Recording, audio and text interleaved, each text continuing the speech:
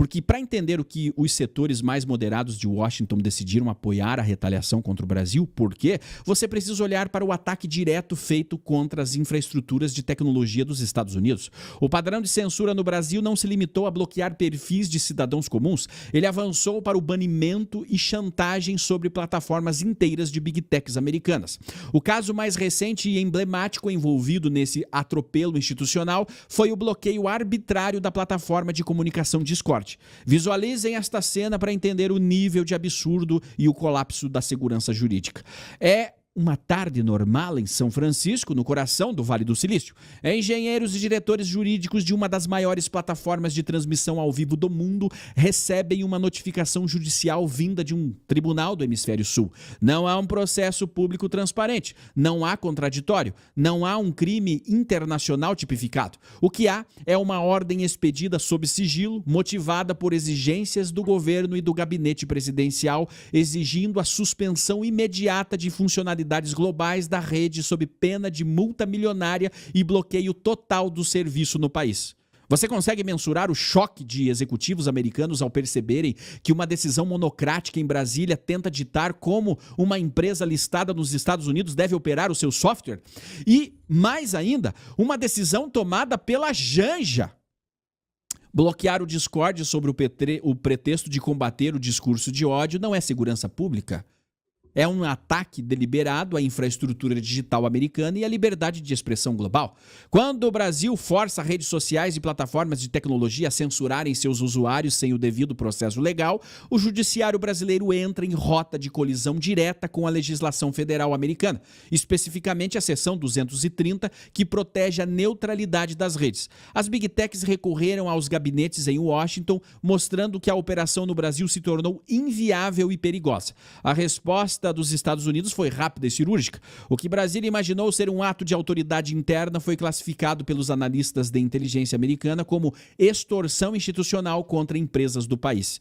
Esse episódio foi o catalisador definitivo que reuniu republicanos e democratas. Bom, isso vem acontecendo contra o X, contra o Instagram, né? Contra a Meta, contra o Google, contra o YouTube, em vários momentos, vários canais, e a cereja do bolo essa semana foi a esposa do presidente, a Janja, decidir que a rede Discord deveria ser derrubada. A palavra-chave desse bloco que eu quero que você escreva agora para a gente chocar o sistema é censura digital. Escreva aí, censura digital. Coloca o depoimento, coloca a fala da Janja exigindo a derrubada do Discord e nós já vamos comentar o que foi que aconteceu. Eu só queria perguntar, na verdade, para o ministro e até para o nosso ministro da AGU, quais são os instrumentos que a gente tem, porque a punição a gente acha que já está com uma cobertura muito boa de punição, mas eu acho que a gente precisa retirar imediatamente, é um apelo que eu faço, o Discord do ar. A gente precisa bloquear o Discord no Brasil de qualquer forma. A gente precisa encontrar instrumentos para isso acontecer, ministro. Eu não posso aceitar ver uma menina de 13 anos ser mutilar ao vivo na internet, no Discord, e morrer e se enforcar. Não consigo admitir um país desse. Então, a gente precisa encontrar os instrumentos legais. Eu faço um apelo aqui para que a gente consiga...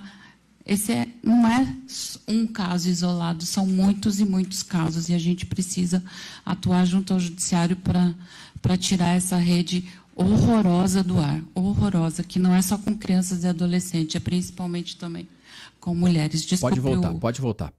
Então tá aí a justificativa da Janja para tirar a rede do ar, e que é um absurdo, é que uma menina acabou tirando a própria vida, né, numa filmagem ao vivo sendo transmitida pelo Discord. Só que isso já foi desmentido, porque a origem dessa chamada foi uma chamada privada feita no Instagram e não numa live no Discord. Mas o que aconteceu? Como esse vídeo se tornou público, ele foi parar em todas as redes sociais. Todas. Ou seja, Todas as redes sociais deveriam ser punidas, não é mesmo?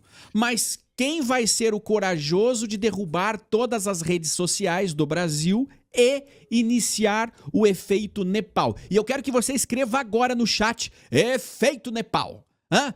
Quem é que vai ter coragem? O Lula? O Moraes? De bloquear e fazer toda essa gurizada ir pra rua? Só que tem um detalhe, Felipe, que eles não contam. Por que ela foi e mirou no Discord? Porque o Discord é uma rede 100% livre, privada, onde não há monitoramento, mas principalmente foi exatamente a ferramenta usada lá no Nepal, onde os jovens usam para se comunicar. Eles usam para fazer videogame, para fazer lives. O Discord ele não é tão popular aqui no Brasil quanto é o YouTube, mas ele é muito usado por jovens, jovens da geração Z, a mesma geração que derrubou o governo comunista no Nepal. Então, a Janja atacou usando um caso sério, mas perceba, por que eles não foram lá e não prenderam os envolvidos? Os que manipularam a menina? Por que eles não responsabilizaram a família?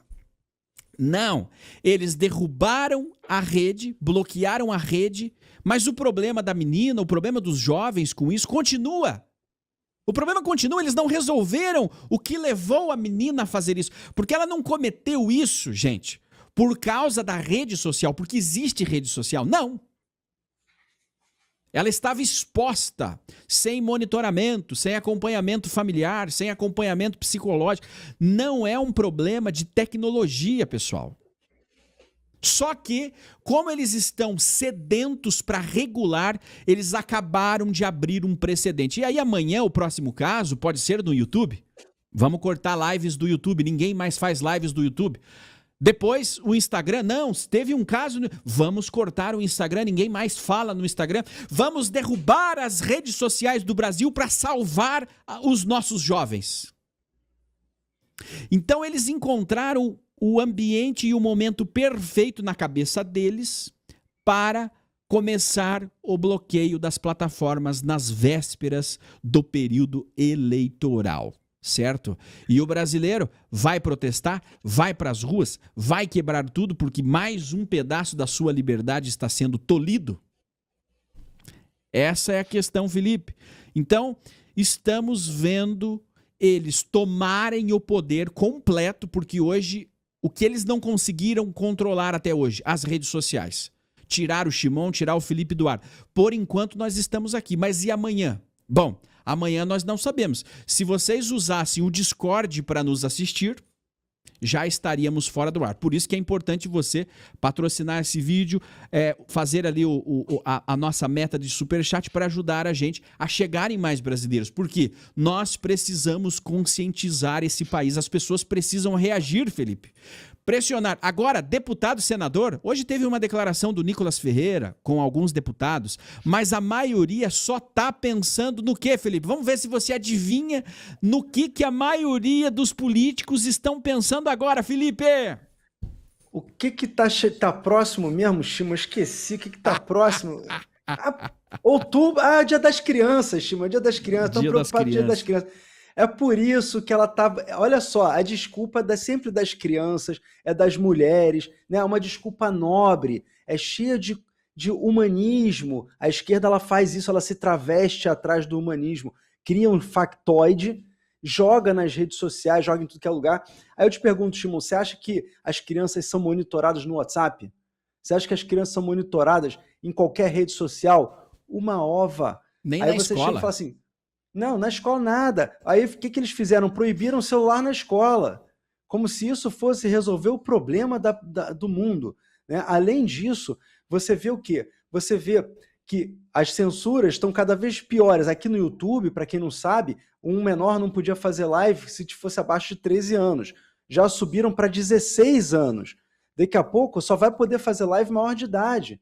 Por quê? Porque esse argumento, né, que eles estão... Exatamente, eles estão usando esse mesmo argumento e cada vez eles vão avançando mais nas liberdades individuais. Eles vão aos pouquinhos. É como se fosse uma caminhada, eles vão devagarzinho, eles não têm pressa. Exatamente. Então, e eles usam sempre causas nobres, são as mulheres, são as minorias, são as crianças, para poder fazer a censura. A mesma coisa que eles usaram para outros artigos agora que saíram de censura, esse decreto do Lula também foi para proteger as mulheres, mesma coisa. Então sempre essa desculpa.